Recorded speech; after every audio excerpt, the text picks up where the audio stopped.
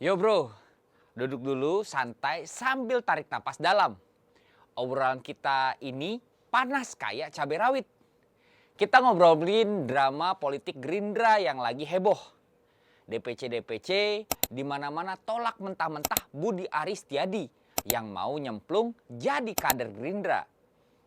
Bukan cuma satu dua, tapi rame-rame. Dari Jatim sampai Sumut, dari Solo sampai Makassar. Dan ini mengarah ke kelemahan elit Gerindra yang katanya solid tapi ternyata rapuh di dalam. Gue ceritain santai biar lo mikir itu bukan cuma gosip tapi bom waktu buat partai burung Garuda itu. Oke, awalnya gini. Budi Ari, si ketum projo yang dulu mantan Menkominfo itu tiba-tiba bilang mau gabung Gerindra.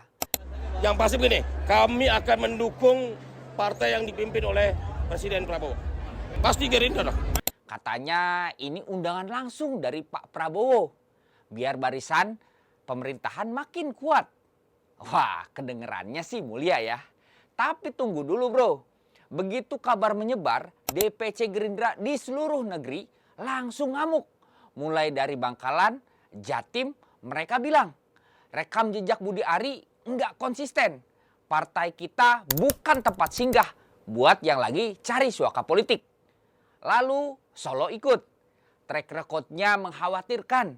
Kita punya kader militan sendiri. Nggak perlu bergantung kekuatan eksternal. Lalu Pandeglang Banten. Tolak keras. Jangan jadikan Gerindra alat politik pragmatis. Garut, Makassar, Bekasi, bahkan Tanjung Pinang. Semuanya serempak. Enggak bro. Ini bisa rusak soliditas partai. Politikus senior Gerindra sampai bilang, nyaris seluruh DPC tolak. Ini dinamika biasa, tapi ya ampun rame banget itu.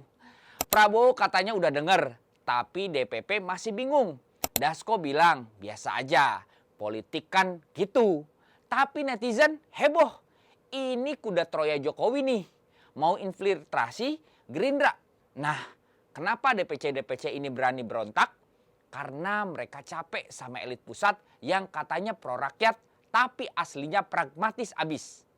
Budi Ari ini simbolnya dulu pro Jokowi habis-habisan. Sekarang lompat pagar gara-gara reshuffle kabinet Prabowo. Kader daerah bilang kita berjuang dari nol. Nggak mau partai kita jadi tempat sampah politik orang lain. Ini kayak jeritan Gerindra bukan lagi partai perjuangan, tapi arena rebutan kursi. Bayangin bro, DPC pematang siantar sampai bilang, ini cuma cari aman dari kasus hukum di Kominfo. Jangan rusak nama baik Pak Prabowo yang lagi anti korupsi. Miris kan? Ini bukti Gerindra lagi retak. Kader bawah ngerasa dihianatin. Elit atas sibuk main koalisi. Sekarang ini yang bikin cerita makin panas. Elit mereka mulai Prabowo sampai Dasko katanya nasionalis populis. Tapi realitanya oligarki keluarga besar. Bayangin partai ini bergantung banget sama duit dari elit kaya raya. Mereka kuasai funding rekrutmen sampai kebijakan. Hasilnya partai nggak transparan. Akuntabel cuma omong kosong.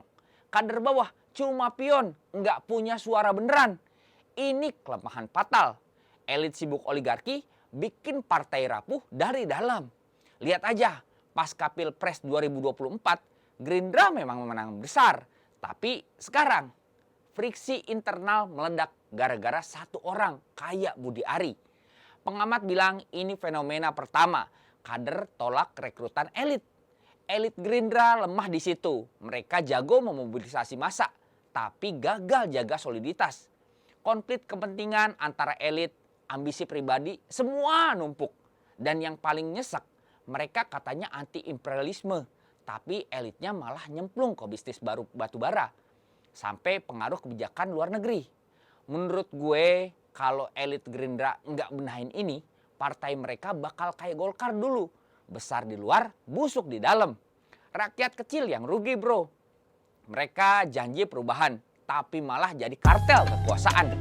Intinya, drama tolak Budi Ari ini bukan akhir, tapi awal kehancuran kalau nggak diobatin. Kalau kader DPC berani lawan, artinya rakyat di bawah udah muak sama elit yang main duit dan kursi. Gerindra bangun dong. Kalau gara-gara Budi Ari aja nggak bisa satuin partai sendiri, gimana mau satuin bangsa? Lu gimana bro? Siap ikut jihad lawan oligarki atau cuma nonton sinetron politik ini sambil ketawa?